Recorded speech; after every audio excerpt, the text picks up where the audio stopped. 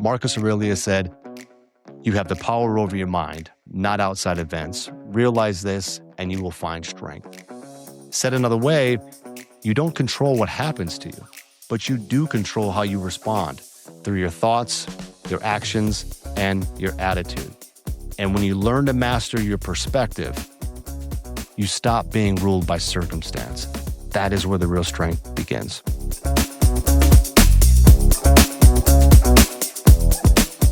I shouldn't be here. Not in the I almost died once kind of way, although I guess there is a little bit of that, but more in the statistical sense. Kids where I came from don't end up owning businesses, and their stories are rarely told on podcasts. They simply disappear. If you're listening to this right now and wondering where the heck my guest is, there isn't going to be one today. A few months back, I gave a keynote speech called The Stoic CEO to a room full of contractors and operators. And the feedback I got afterward made me think it belonged on the podcast, even without anybody sitting across the table from me. So today on The Long Game, you're getting exactly that, the talk. Just me, the story, and the 4 virtues that have guided how I built my life and what I think is a business worth building. Let me take you back to where it really starts. I grew up in chaos with a father who was gone more than he wasn't, a mother who loved me fiercely but battled demons. I used to watch her nod off on heroin, the world going quiet around her while I figured out how to survive. When I was just 9 years old, she went to prison and I went to foster care for a while. That survival instinct in my childhood eventually changed uniforms. In my 20s, it became ambition. I started chasing opportunity, money, recognition, the scoreboard that I built in my head that told me that I mattered in the world. And I found it, although not in some fancy office or glamorous industry. I found it in the trades, roofing specifically. A trade with no upward ceiling, zero, if you've got some grit and some perseverance and you're willing to bleed a little. Roofing gave me a way forward. And over the years, I built something from nothing. And then eventually built something even bigger. But the truth is, no matter how big the business got, I was never satisfied and I was rarely fulfilled. I was winning the scoreboard that I had built in my mind, but it wasn't the full scoreboard. I just didn't know it at the time. Today, that business that I started has grown to include 25 brands across North America, 2 in Canada, almost 1,500 employees. And, from the outside looking in, you might deem that as a success. And in many ways, it truly is. But for me personally, the shift, what made me become not just successful, but fulfilled, came when I stopped chasing the ghosts of my past and started living by more than just ambition. There are thousands of videos that talk endlessly about kind of hyper-tactical ways to improve your leadership and improve your business. And while those are great, what I hope to share with you today, or leave you with at least, is a framework, kind of a way to orient yourself in the world to become not just a better business owner, but to become a better leader and really how to build an unshakable life. I teach my kids how to hold their heads still when chaos overwhelms them. But in order to do that, I've got to take you back just a few years, a few thousand years, in fact, to the most powerful man that was walking the planet at the time. And his name was Marcus Aurelius. He was the emperor of Rome. A full 1/3 of the human population lived under his dominion, under his control, and that control was absolute. He could have anything, everything that he wanted. He made the laws, he enforced the laws. Just take a minute to imagine what you would do with that type of absolute control. Now, we know that most people were not kind who had that control. In fact, history teaches us that power corrupts, and absolute power corrupts absolutely. But not in this case. Not for Marcus Aurelius. He lived a good life. He was a good man, an honorable man. And he was a Stoic philosopher. Now, Stoic philosophy is a belief that true leadership and inner peace are achieved through 4 virtues: wisdom, courage, justice, and temperance. I'd use those virtues to build a better life and a better business for myself and my family. For far too long, I chased the wrong scoreboard, and Stoicism gave me the right one. And I hope today I can show you how those 4 virtues can maybe do the same for you. Now, the first of the 4 virtues is wisdom. The Stoics define wisdom as the ability to see the world as it truly is, clearly, without ego, without distortion, and without wish thinking. People often confuse wisdom with intelligence, and they're not the same thing. I think of it as intelligence as the toolbox. Wisdom is knowing which tool to grab and when to put it down. I've met some brilliant people who could never run a crew. That's for sure. But I've also met guys, and I have had guys that work with me who barely had their GED, but they could read a job site in 30 seconds and tell you exactly what was about to go sideways. That's wisdom.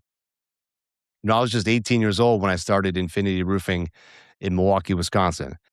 And, over the course of 15 to 20 years or so, with the help of a lot of great people and some good systems, good technology, we were able to grow that business to about $40 million in revenue.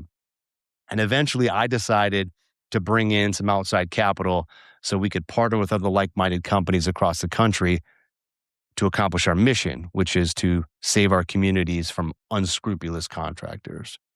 That was a strong mission. And in fact, we grew so quickly during that first partnership and in that first year that I actually had to go back out to market to find a much larger private equity company to help us keep growing. And that process really culminated in what are called management presentations. So 5 firms were incredibly interested in us.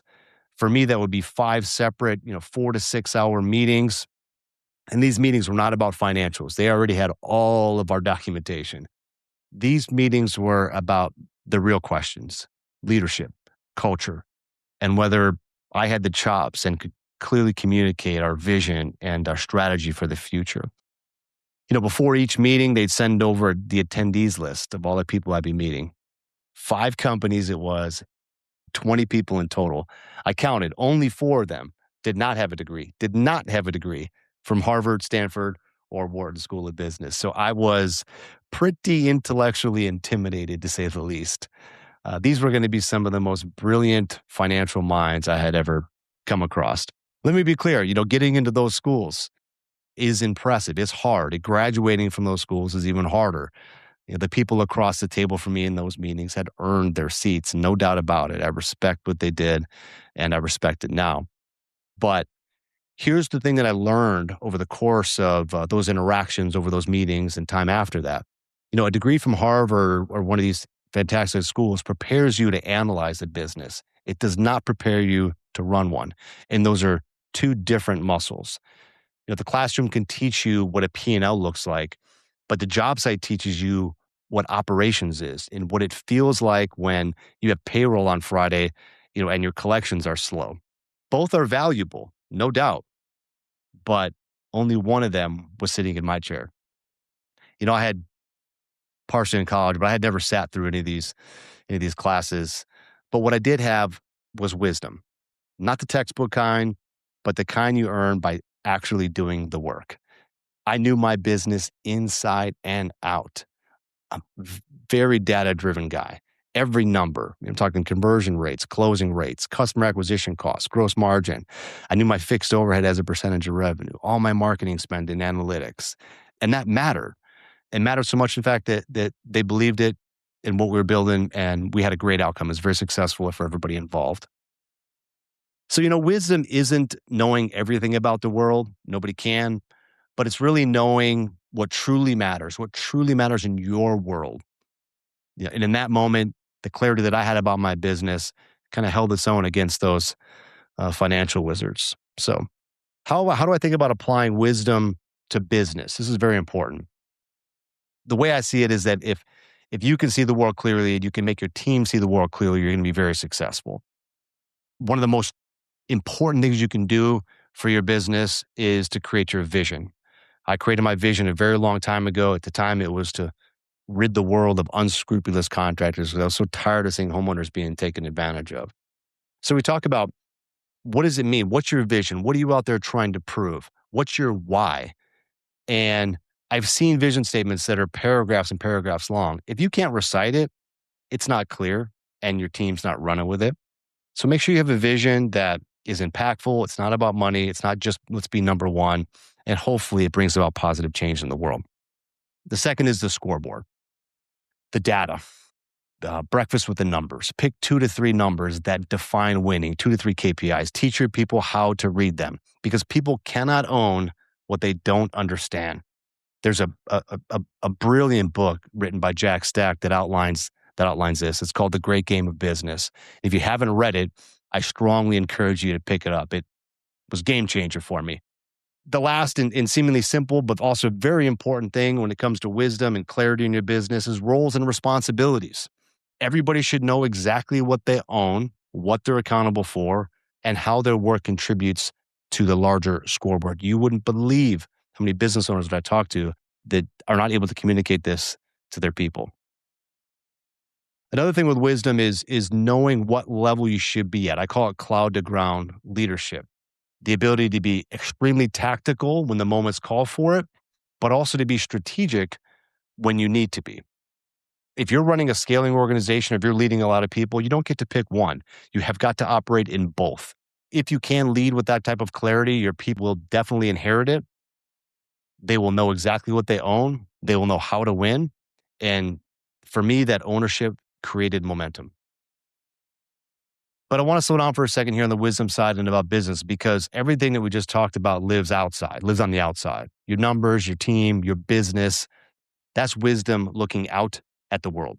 But there's another way, another half of wisdom that no management presentation will ever teach you.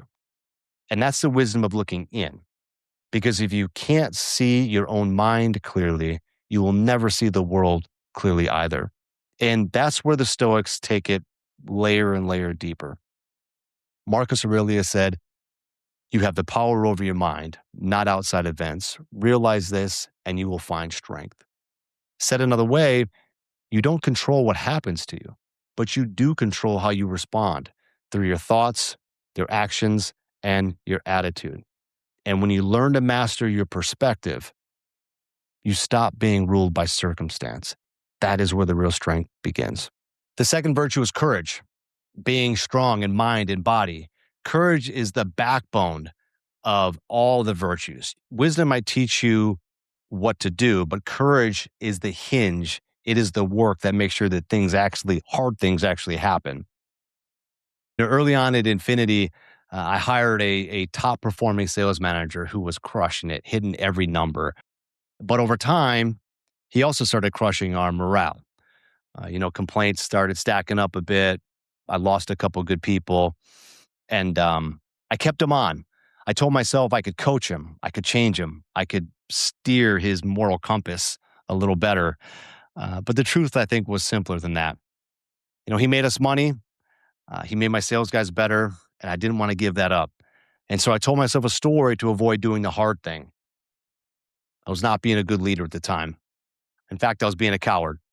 I knew what had to be done, and I wasn't doing it. And every day I waited, I was compromising the core values that we stood for. And when I finally let him go, it was like pulling poison from the bloodstream. It wasn't immediate.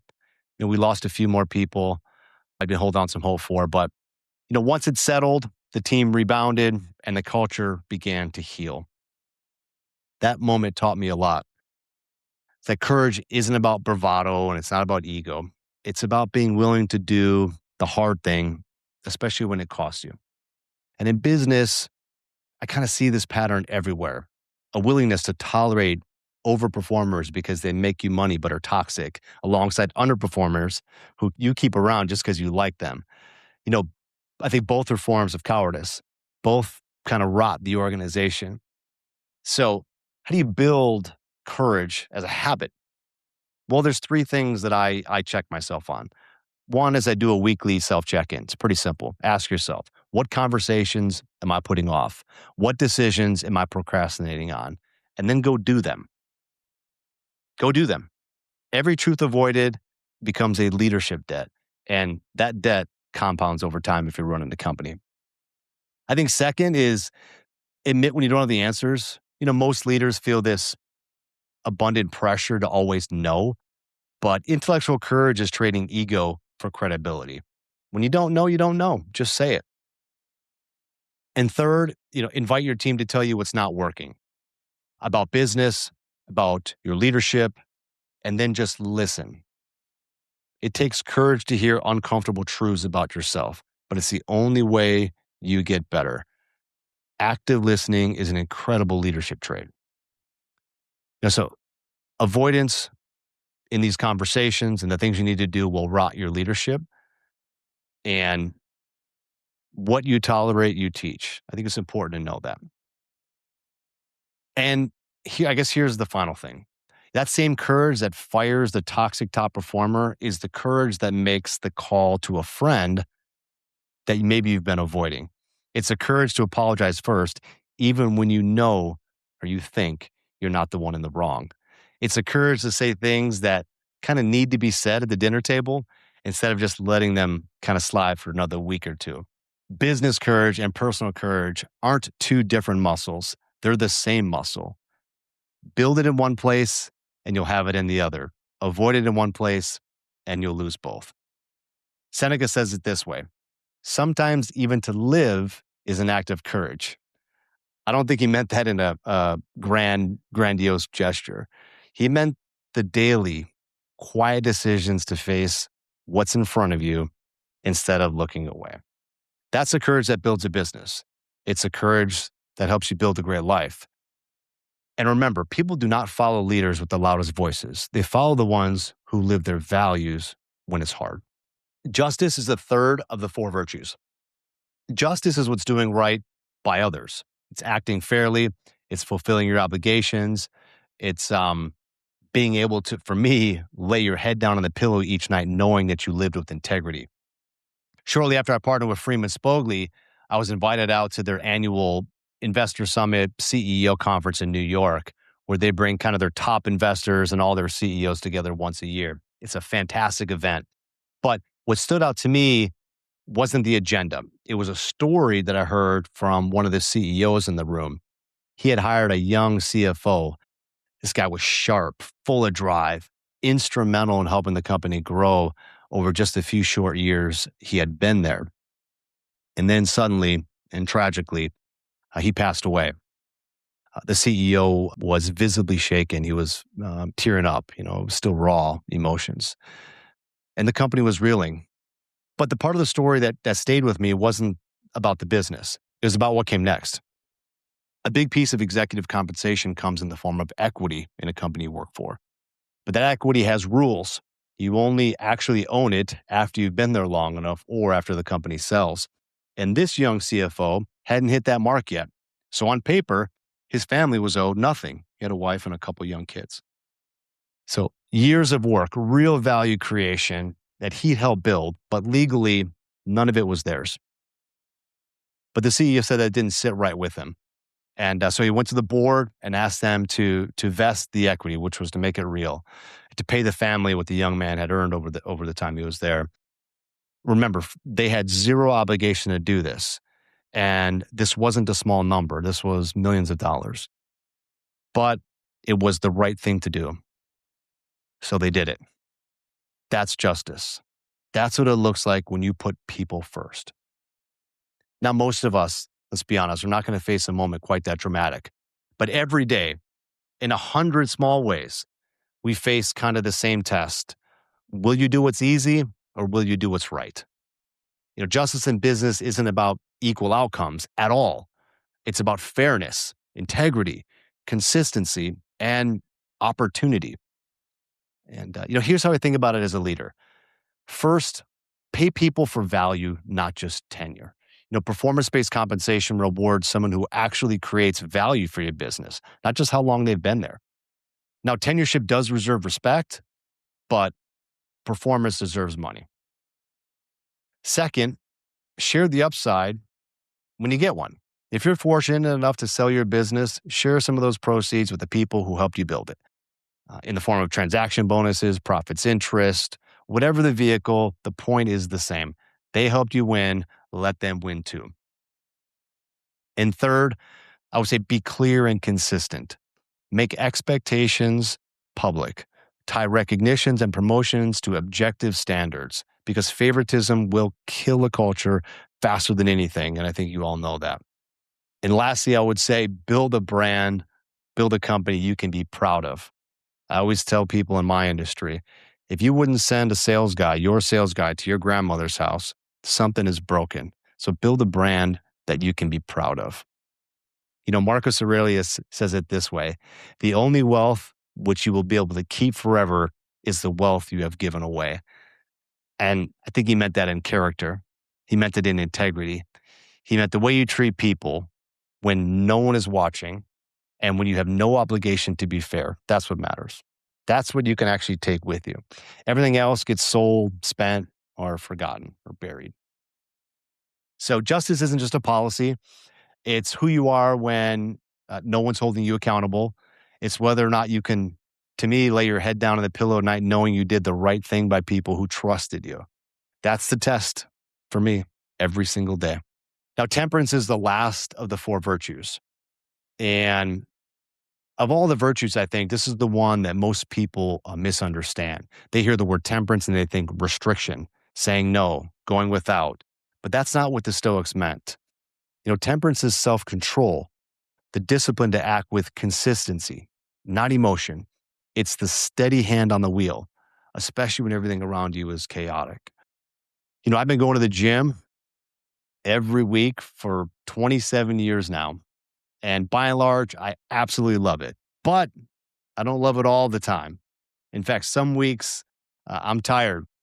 Some weeks I'm burned out. I'm super busy at work. And sometimes I just don't feel like going.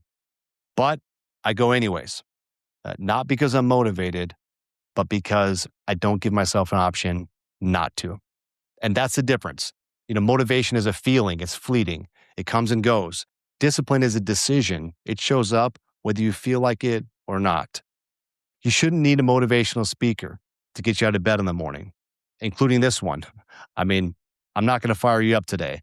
And if you're getting a little fired up from my conversation today, it's going to wear off by Tuesday. What lasts is the systems you build for yourself when nobody's clapping and nobody's cheering you along. And I think if you don't build that muscle in your personal life, it's very hard to be consistent in business. But when you do, consistency becomes who you are. And people follow leaders with a steady hand, not a flashy one from my experience. So how do you build temperance into your leadership, into your business? Well, first, you got to be the same person Monday through Friday. Got to show up on time, got to hold the line. Don't let your emotions bleed into your leadership. True leaders set the weather of their organization. And if you walk into the office volatile, your team will be volatile. If you walk in steady, your team will be steady. Second, you have to build a strong operating framework and stick to it. Consistent meeting times, clear decision-making frameworks, predictable rhythms. Your team needs to know what to expect from you, and they need to know it doesn't change based on how you feel that day. Third, don't manage off of vibes. Manage off of some structure. That doesn't mean you can't be nimble. You have to be nimble, but you got to have some structure. Make decisions based on principles, not pressure, especially when it's tempting to just power through things to get them off your plate. I think what I've come to realize after 3 decades of this, is temperance in business isn't possible without temperance in the body. One of my favorite Stoics, Epictetus, knew this thousands of years ago. Epictetus was born a slave. He had no freedom over his circumstances, no freedom over his body, no freedom over his work. The only thing he could control was his mind. And what he said was this: make rigorous the body so it is not disobedient to the mind. Look, today there's 150 years in neuroscience that backs exactly what Epictetus knew thousands of years ago. But I don't need to study this. After 27 years of going to the gym, I can feel the difference in my decision-making when I'm extremely consistent in the gym versus when I'm not quite as consistent. And I know that the body teaches the mind. It always has. And if you tell me right now, if you're thinking to yourself, hey, I might not be in great shape, but I'm a strong decision maker, I got a great business, you may be true. That may be true. But how strong could you be if you were in great shape? And that's what Epictetus meant. When your body is disciplined, your mind obeys. When both are trained, you can lead through anything. That's temperance. Not denial, not restriction, but it's mastery. And mastery is the closest thing to freedom that most of us will ever know. So that's the architecture. wisdom, courage, justice, temperance, the four virtues that have guided thoughtful leaders for thousands of years. But here's the question I think that matters, and maybe some of you guys are asking the most. How do I actually live these virtues on a Tuesday afternoon when everything is going sideways around me? Well, one of my favorite books is The Stoic Challenge by William Irvin. It's a modern guide to handling setbacks the way the Stoics would, not as tragedies, but as tests. Irvin says that every obstacle is an opportunity to build character, not just results. And the book lays out two fundamental concepts: anchoring and framing. Anchoring, for anyone who's ever been in sales before, understands what price anchoring is. This is when you set a arbitrarily high value to anchor the customer with that price. Therefore, later on, when you present a more realistic price, the customer feels like they're getting a deal. It's not the most ethical sales tactic in the world, but it's just how our human brains work. This is why all retail companies have sales all the time. But you know what most people don't know is that they also do this anchoring in their personal lives. They anchor their happiness to some point in the future when all of their problems are solved, when they have the right size house, the right amount of kids, the right numbers on the scoreboard. Philosophers call it the happiness gap. This is the point between where you are today and some point in the future in which you will allow yourself to be happy. What most people don't realize, though, is that there's two ways to close this gap. You can, one, either always get everything that you want, which is not realistic, or two, you can begin to appreciate everything you have today. One of the ways to make this stick every day is by using an exercise of framing, which is treating every setback as a test rather than something that's happening to you. So I want you to imagine you're driving one day into work, into an incredibly important meeting, either with your boss or a client, and all of a sudden you run into unexpected traffic. Now, most people are going to start getting a little bit frustrated. Obviously, it's going to be an important day for them, which is a pretty normal response. But then imagine you get a flat tire shortly thereafter, and now you're really fired up. You limp your car over to the side, to the emergency lane. You're pretty hot. You get out of the car. And at that moment, most people are going to be thinking, the world's conspiring against me. But I want you to have a different thought, a way to reframe what happened. I want you to imagine at that point in time, you receive a phone call. And on that phone call, you find out that the most important person in your life, your spouse, your children, whomever it is dead, is gone. You will pray on everything holy to the God that you prayed to be put back in the moment right before the phone rang.